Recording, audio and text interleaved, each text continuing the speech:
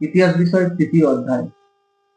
ঊনবিংশ শতকের ইউরোপ, রাজতান্ত্রিক ও জাতীয়তাবাদী ভাবধারার সংঘাত। এই অধ্যায়টি নিয়ে আজকে আমি তোমাদের আলোচনা শুরু করব। এই অধ্যায় থেকে তোমাদের যে পরীক্ষা হবে, সেই পরীক্ষায় অনেকগুলোই গুরুত্বপূর্ণ প্রশ্ন থাকবে, যার মধ্যে অন্যতম হল ভিয়েনা সম্মেলন সংগঠিত হয়েছিল, তার উদ্দেশ্য এবং গুরুত্ব কি ছিল। প্রথমে যে বিষয়টা নিয়ে আলোচনা শুরু করব সেটা হলো নেশন বা জাতি বলতে কি বোঝায়। প্রাচীন রোমান সাম্রাজ্যের সময়ে ল্যাটিন ভাষায় যে শব্দটি প্রচলিত ছিল সেটি হলো নেশন। এই নেশন শব্দের অর্থ ছিল গোষ্ঠী বা জাতি। তবে সাধারণভাবে এই জাতি বলতে বোঝায় একটি নির্দিষ্ট ভৌগোলিক ভূখণ্ডে বসবাসকারী মানব গোষ্ঠীকে, যাদের নিজস্ব একটি সাধারণ সংস্কৃতি, ইতিহাস এবং ভাষা আছে।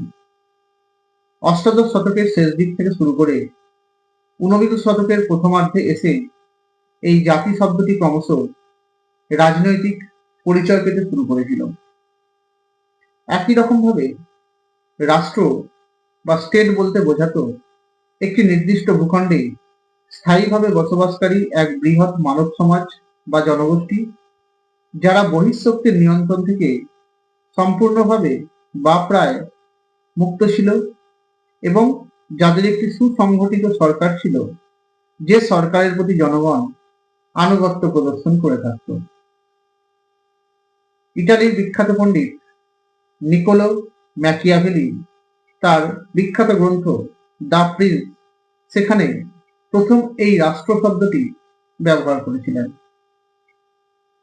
তাই এই জাতি এবং রাষ্ট্রকে এক কথায় বলা যায় একই সংস্কৃতি এবং একই ভাষার মানুষরা যখন একটি নির্দিষ্ট ভূখণ্ডের মধ্যে স্বাধীন ও সার্বভৌম ক্ষমতা নিয়ে বসবাস করে, তখন তাদের বলা হয় জাতিরাষ্ট্র।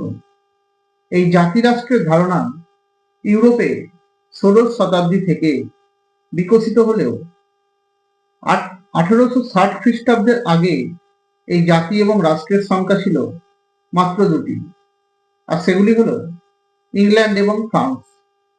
তবে 1789 খ্রিস্টাব্দে সংগঠিত ফরাসি বিপ্লবের পরে জাতীয়তাবাদ যে জাগ্রত হয়েছিল, তা জাতি এবং রাষ্ট্র গঠনের ক্ষেত্রে সহায়কের কাজ করেছিল।